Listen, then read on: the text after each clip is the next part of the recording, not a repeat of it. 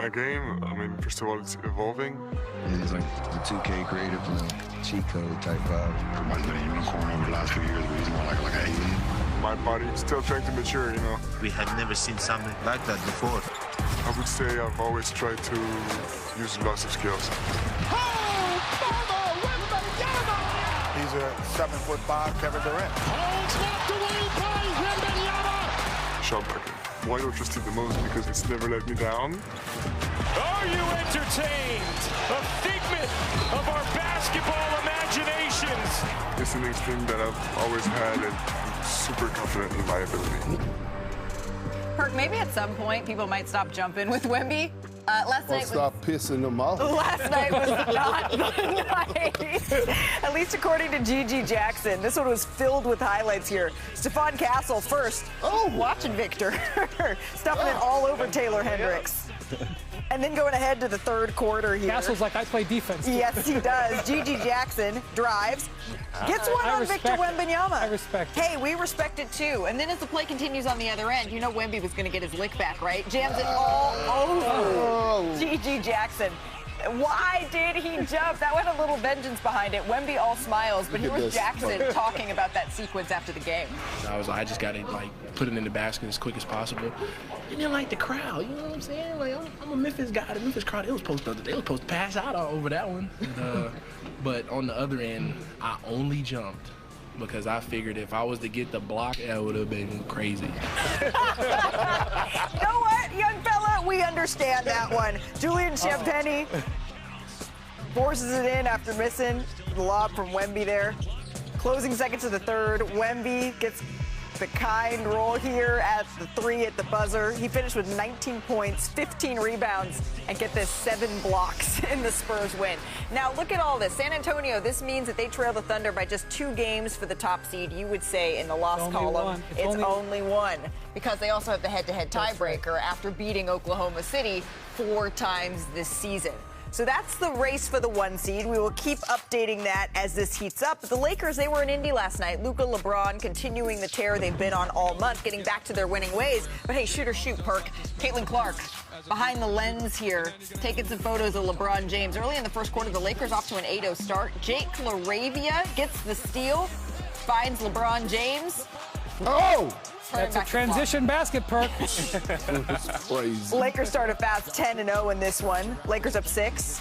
Luka Doncic finds LeBron again, slams it down there. Ben is starting his role, playing off of Luka, playing off of Austin Reeves. Boy, isn't it fun? Lakers up 21. LeBron. Now, that was just daddy ball. Yeah, playing off of nobody there, playing through people. Uses his at the right time. All right, later in the second, LeBron. Now it's a little no look there to LaRavia, who throws He's really it down. slowing down, don't you think? Yeah, that's what that looks like. We Just all over agree 2 minutes he's in a left the happy second. place right now, too. Off the Nembhard miss, it's Maxi Kleba who gets the rebound. Little Euro. Oh, this is my favorite. This is my favorite highlight of the night right here. Here we go. Oh, because it Ready? He taunts the 2 Pacers defenders there. Caitlin Clark was there, though. Don't worry. Captured the photos, the action of it all. Gets a smile. What can't she do? It looks pretty good. Caitlin Leibowitz over there. All right, and then Luka Doncic, he led the way with 28 points in the first half. The second half, it was just more of the same here, Tim. Yeah, just makes it look easy. Such good touch. He's enjoying himself. Most teams do against the Pacers. Turn around floater, and then Luka knocks down the 3 here. LeBron James had 23, 9 rebounds, 9 assists. And Luka, he finished with a cool 43 points in this one. And that makes Luka, it brings his averages to just over 40 points a game during the Lakers' 6-game road trip, which we're all stamping officially a success. He's the first player to average 40 points over a 6-game span, all on the road, since Michael Jordan did it in 1986. And Luka, he's also averaged just under 40 points over his last 11 games. That is the most in an 11-game span in his career, and think of all the tears he's been on, right? And the most by a Laker since Kobe Bryant did it in 2007. That's when he went on that legendary I'm going to give him 40. I'm going to say that should be 40. No, okay, we'll round up. We'll call it 40. Does Harvard agree? I agree. Shake of the head? All right, and it's a Harvard stamp of approval there. And that brings us to this, right? None of the top MVP candidates technically have reached that 65-game threshold yet. Although SGA, Luka, they need to play just 4 of the team's final 9 games. Wemby needs to play in 6. And Jokic, he can't miss more than 1. He needs to play in 7 of his last 8 games to officially become eligible. So SGA, he holds the cards, right? He is the defending MVP. There is a reason, the top seed, all of this stuff. But there are some compelling cases, Perk, to be made for some of those other guys. Who are you looking at? Let me say this. There's only 2 votes as a voter. Ooh. There's only 2 votes that I've already pinned in, not penciled in, they're pinned in. I got Mitch Johnson. He's my coach of the year. Okay. And Victor Wembanyama is my defensive player of the year. Okay. When it comes to this MVP race, I know you said they had a certain amount of games to qualify. They better play all these games because it's going to come down to the last game when it comes to me deciding who I'm going to pick to win the MVP. Right now at number 1, I have SGA. But on his behind like back pockets is Wemby. What he said and what he's doing. And if the Spurs catch OKC for the number 1 seed in the West, Tim, Victor Wembanyama is definitely getting my vote for MVP. Well, it wouldn't just be number 1 seed in the West. It's the top overall seed. And that's when Wemby said he wants to make sure there's no debate, there's no doubt. That is the one way that there can be no doubt. If the Spurs are the number 1 seed, I don't see how you could put somebody else at the top of your MVP ballot. As good as Luka has been, I do think it's a 2-man race. I think that's one thing. I think the voters will look for a reason to try to vote for Wemby because I think the data probably favors Shai. But Jeremy, if Wemby gets to number 1, it's going to be very, very compelling for the voters.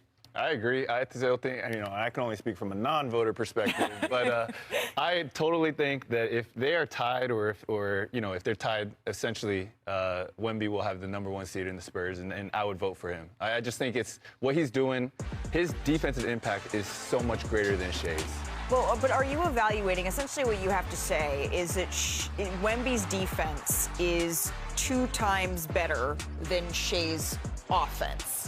No, but let me point this out to y'all, okay? Because I did Google, I was on my phone a little bit. Now, SGA is ranked 3rd among guards in defensive rating. So he's no slouch on the other end. So when Wemby put it out there that 50% is the other end, and what SGA is putting up 2nd in the league in scoring, shooting over 55% from the field, he's still defending. So historically, as a voter, one thing I've tried to do when I've had a difficult time deciding between 2 people, I look at whose load is bigger night to night. Who is asked to do more things? Shai is asked to do a lot of things for that team, specifically offensively. Victor, even though he brings the ball up a lot, he is sort of the guy who finishes plays. Tim, let me ask you this. And props up an entire defense and guards 5 guys at one time. As Draymond Green told you, getting back to math, and Wemby said it, defense is half the game. Let me ask y'all a question, though. Shouldn't the story matters? Right? The story. It does matter. Because let's be real. We expected OKC to be in this position. No one on this panel. Also, the story from leaving last season with a blood clot, not being able to finish, coming back against Oklahoma City, all of that does matter to an extent. But essentially, the MVP is decided between the lines. The stories about the one thing I'll say about Shai, if they've got the top record in the league, when they've had some of the most injuries, his All-NBA sidekick has missed the majority of the season. That's pretty damn impressive. But this wasn't expected. No one on here could say with a straight face that that coming into the season that we thought the San Antonio Spurs will be sitting number 2, knocking at the door of having the best record in the NBA. That I do not disagree with. I think Wemby is number 1 right now, in my opinion. But with Shai, he is a good defender. But even yesterday's game, he wasn't consistently on Brown, Tatum. But you see Wemby, he seems to be guarding everybody at times where he's just patrolling the paint. And so I do think Wemby on the defensive end has a much stronger case. I do think that this is going to be something over the last couple of games. You're right. People are looking for a reason right now to vote for Victor Wembanyama, whether or not that's because we get bored with the same excellence, whether or not it's because there is a legitimate case there. In my mind, as we sit, Shai Gilgeous-Alexander, to me, is the MVP. But there are a lot of people over these last 10 games that are going to be looking around and saying, okay, is that going to be the case with 10 games? You know my saying. Some people like to drink tequila. Some people like to drink Hennessy. At the end of the day, it's your preference, but both of them go get you drunk. I did not know that I have never heard you say that before, but we will be borrowing that from here on out. LeBron prefers wine, and he's aging like some fine wine. This no-look pass last night, it deserves revisiting, right? This dime to Jake LaRavia. He's got his back turned, backhand skip pass on the money. But we've seen it before. It got us thinking about we saw it 25 years ago. LeBron no-look passes of all time. I'm excited. We've seen it over and over again. At number 3, it's our friend with the connection here, LeBron. Drops it off to Danny Green. Wide open, but a lot of pressure to make that shot. Yeah, you gotta make it. That highlight. But here's the thing about DG. The man doesn't miss. He's won at every level. College, the NBA, he even wins in the studio. All right, so the Lakers out and running. LeBron here. Oh, my God. With the Cavaliers. I remember that play. How? It's just one of those things you don't... What? I mean, he tipped past and then behind the back pass. D-Wade's got it on aisle cleanup, though. He nutmegged his defender. And then at number 1, this is the Heatles. He tips it. And then he throws it over his head for the slam. What? Jeremy, were you in that? Wait, yeah, I was in that game. Yeah, How are we putting this up? Well, it wasn't on you. We made sure to kind of, clip you onto some of those highlights. But LeBron, he's now 4th all-time in assists. That's one of the reasons we showed you that. Just 148 assists away from passing Jason Kidd. He's already the top scorer, and he could move into top 3 on this list as well. He'll catch Stockton in 2034. Well,